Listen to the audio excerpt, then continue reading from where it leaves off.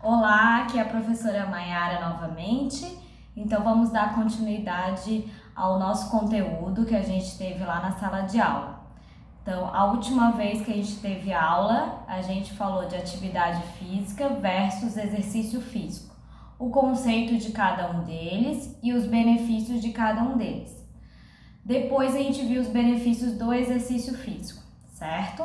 Então, atividade física, só para recapitular, atividade física são as coisas do dia a dia que a gente faz.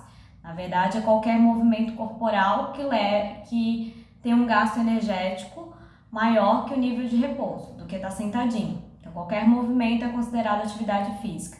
Já o exercício é algo mais elaborado, que tem que trabalhar com as aptidões físicas, força, velocidade, agilidade e por aí vai, certo?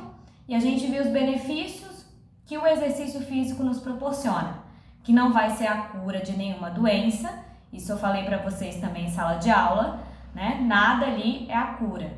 Todos os benefícios, né? A primeira palavrinha geralmente era melhora, controla, ajuda, contribui. Então, nada é a cura. Para a gente curar alguma doença, a gente tem que ter uma infinidade de fatores, né? Então, além do exercício físico, tu tem que ter uma boa alimentação, uma boa noite de sono e, dependendo da doença, o uso sim de medicamento. Só que quando a gente faz exercício, a gente pode diminuir a dosagem do medicamento. Então, é extremamente importante para a nossa longevidade a gente viver bem, certo? Diante disso, vamos dar continuidade ao conteúdo e a gente viu na sala os conceitos básicos, principalmente focando nas aptidões físicas, já que a gente viu que o exercício físico ele tem que trabalhar uma ou mais das aptidões físicas, e eu citei quais são as aptidões físicas, agora a gente vai ver o conceito, o que é cada aptidão física, certo? Antes de ver o conceito de cada uma, eu passei para vocês um conceito muito importante, que é o conceito de saúde, certo? Saúde, antigamente, era considerada ausência de doença. O que isso significa? A pessoa não estava doente, ela era considerada saudável. As doenças lá da época, tuberculose, malária, então não tinha nenhuma dessas doenças, podia se considerar saudável, certo? Hoje em dia, o conceito se tornou mais amplo e mais completo. Hoje em dia, para a pessoa se considerar saudável, ela tem que ter um completo bem-estar físico, mental e social. Então, ela tem que estar bem fisicamente, que é sem nenhuma doença, tem que estar bem mentalmente, que são as doenças do século, né? Hoje em dia as pessoas ficam doentes mais por causa das doenças psiquiátricas, depressão, distúrbios de ansiedade, bipolaridade, são as doenças mais comuns do dia de hoje, está relacionado com o psíquico. E também tem que estar bem socialmente, que é a relação com as pessoas, né? Com a família, com os colegas de trabalho, com os colegas de estudo, de escola, tem que estar todo mundo paz e amor, né? Então é muito difícil uma pessoa hoje em dia se declarar saudável. Eu tenho saúde, minha saúde tá top. Não, por quê? Porque tem uma série de fatores que influenciando na nossa saúde e no nosso dia a dia. E eu falei também um pouco desses fatores, lembram? Então eu falei lá na sala de aula que a saúde nem sempre depende inteiramente só da gente. Tem várias coisas externas que influenciam diretamente na nossa saúde. Eu citei o fator ambiental. É muito importante isso, né? O ser humano ele está cada dia mais destruindo o meio ambiente e isso afeta a nossa saúde. Então, o fator ambiental, o meio em que a gente vive, está diretamente ligado à nossa saúde.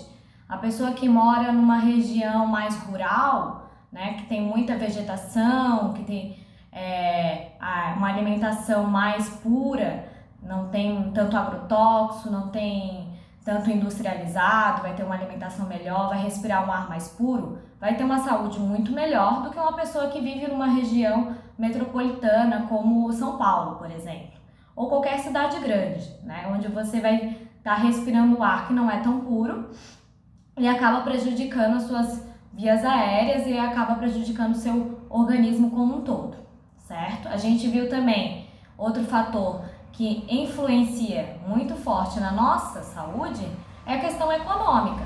Sim, uma pessoa que tem mais condição financeira, ela vai ter mais acesso a talvez um hospital com mais qualidade, vai ter acesso a infinitas coisas até do dia a dia que uma pessoa que não tem tanta condição financeira talvez não consiga. Um médico especialista de alguma enfermidade, de alguma doença que a pessoa esteja passando, ou um nutricionista, um psicólogo, coisas que são muito caras que uma pessoa que não tem tanto poder aquisitivo não consegue usufruir, não consegue ter um nutricionista e um terapeuta, por exemplo. São coisas que poucas pessoas têm acesso, né? A questão econômica também, eu citei um exemplo de uma pessoa que não tem assim, uma condição de morar num bairro bom, vai ter sua casinha lá num bairro que às vezes é esgoto a céu aberto, né? Então a gente tem a questão política ali envolvida, porque não é culpa da pessoa, ela não tem condições de morar num ambiente melhor, mas a gente tem uma série de governantes, uma série de política pública que todos os locais deviam já ter um saneamento básico. Quando a gente não tem saneamento básico, quando a gente mora num lugar onde o esgoto é a céu aberto, o que acontece?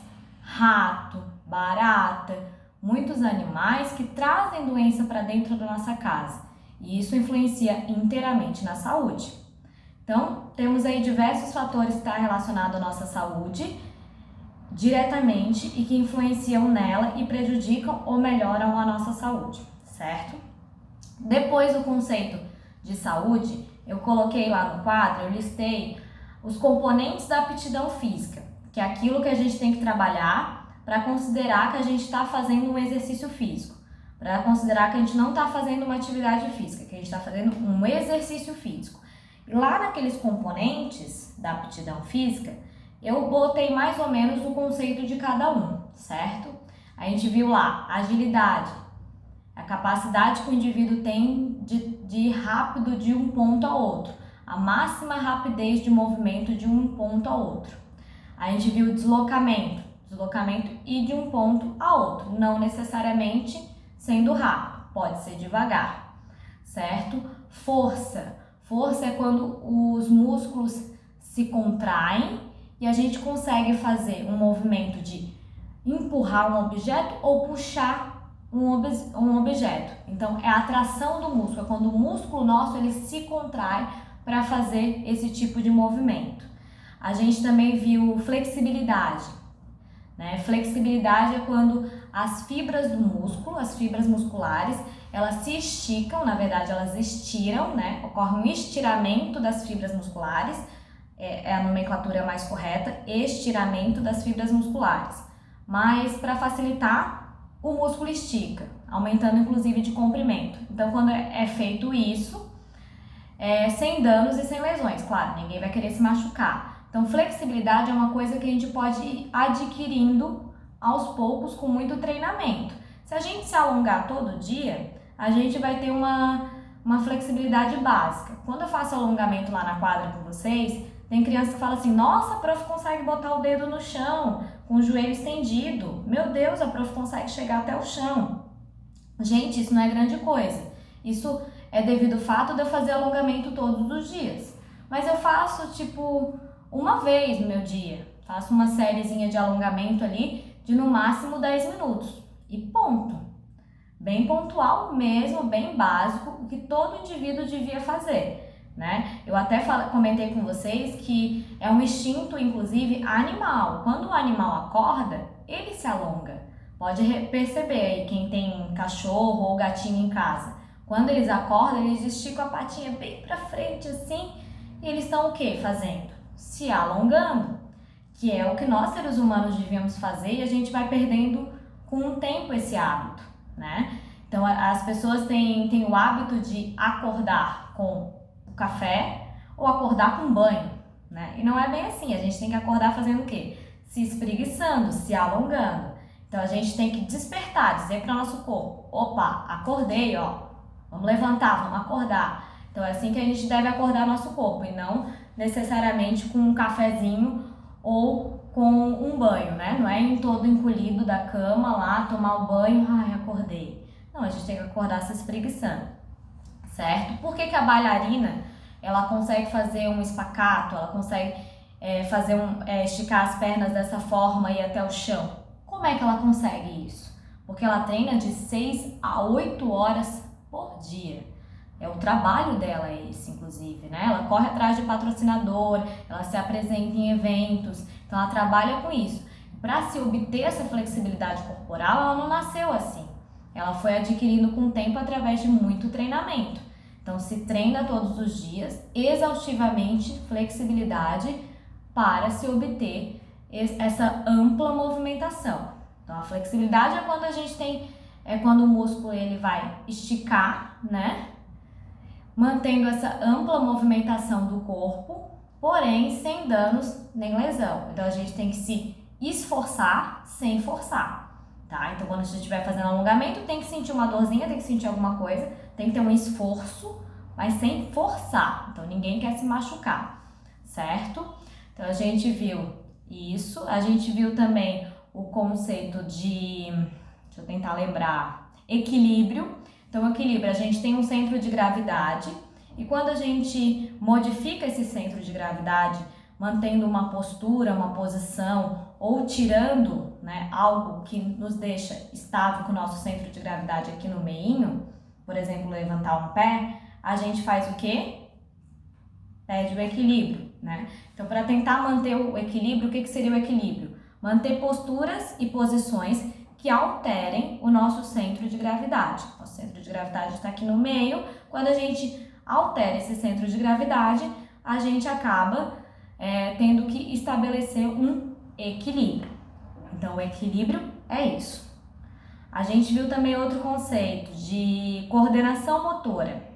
O que seria a coordenação motora? Coordenação motora é coordenar braços e pernas, é coordenar o lado direito do nosso corpo com o lado esquerdo. Então, quando a gente faz essa coordenação de lado direito com o lado esquerdo, a gente fala que é a coordenação motora, com 2 Os mesmo. Toda vez que eu escrevo no quadro, alguém vai me corrigir. Não, professora, tu botou 2 Os ali, 2 O. Não é, tá certo sim, é 2 O. Coordenação motora. Então, a gente vai coordenar o lado direito com o lado esquerdo do corpo. Aí tem N exercícios que a gente pode trabalhar a coordenação motora. Um exemplo de exercício legal que trabalha bastante coordenação é o simples pular corda. A gente tem que ter coordenação motora para fazer esse movimento de pular corda, né? Aí a gente vai para alguns mais apurados, né?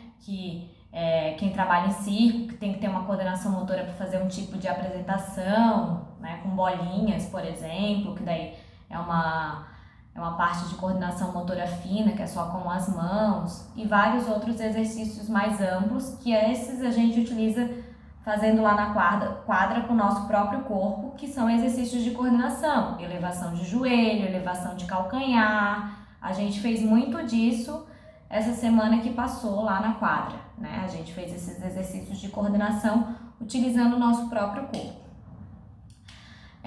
Deixa eu pensar, falamos de força, agilidade, deslocamento, coordenação motora, equilíbrio, flexibilidade e eu acho que é isso, dos conceitos que eu lembro, assim, os conceitos básicos dos componentes da aptidão física.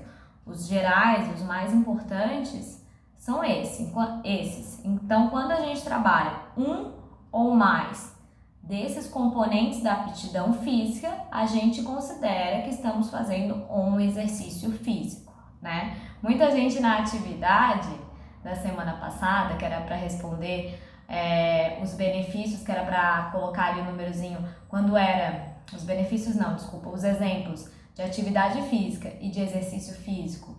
Era para botar o número 1, o que era atividade física, e o número 2, o que era exercício físico. Muita gente botou que dança é uma atividade física. Gente, dança trabalha muito dos componentes da aptidão física, muito. Pensem bem, dançar a gente trabalha flexibilidade, trabalha muita coordenação motora. Eu sou uma que não tenho tanta coordenação assim. Às vezes está indo para a direita, a prof lá de dança, eu estou indo para a esquerda, toda errada. Trabalha a flexibilidade, já falei flexibilidade, né? Questão de ritmo, questão de agilidade. Nossa, questão de força também. Tem danças que trabalham com muita força, dependendo do ritmo musical que você está trabalhando e o tipo de movimento que você está fazendo, né? A gente tem o hip hop, que tem o break, que tem vários movimentos aí que se trabalha força, sim. Então, assim, a dança trabalha muito dos componentes da aptidão física. Inclusive, quem começa a fazer aula de dança acha que não está fazendo nada ali durante a aula, né? Só tô me divertindo, tá legal, tá de boas. No outro dia, principalmente são pessoas que não estão acostumadas a fazer exercício físico, no outro dia fica todo dolorido. Por que será? Porque a gente está trabalhando com a musculatura, a gente está fazendo um exercício físico sim, bem poderoso e bem importante. Então, dança é um exercício físico, muita gente errou essa, né? Então, fiquem atentos com relação a essas diferenças entre a atividade física e o exercício físico e espero que tenham entendido os conceitos, né, dos componentes da aptidão física e o conceito geral de saúde que se modificou conforme os anos foram passando e hoje a gente tem um conceito mais atual. Então a gente viu essa semana lá na sala de aula, a gente fez os exercícios de coordenação lá na quadra, né, para quem não tá indo, né, tá optando por esse ensino de forma remota, só para vocês saberem o que a gente fez. Então a gente teve a parte teórica na sala e a parte prática na quadra. Na parte prática a gente trabalhou exercícios de coordenação motora básica, elevação de joelho, elevação de calcanhar, esses tipos de exercício. E na sala, na parte teórica, a gente trabalhou o conceito geral de saúde, que era um antigamente, hoje em dia é outro, e os conceitos dos componentes da aptidão física, certo? Espero que tenham gostado, espero que tenham entendido um pouco melhor. E é isso, até a próxima. Beijo da professora Maiara.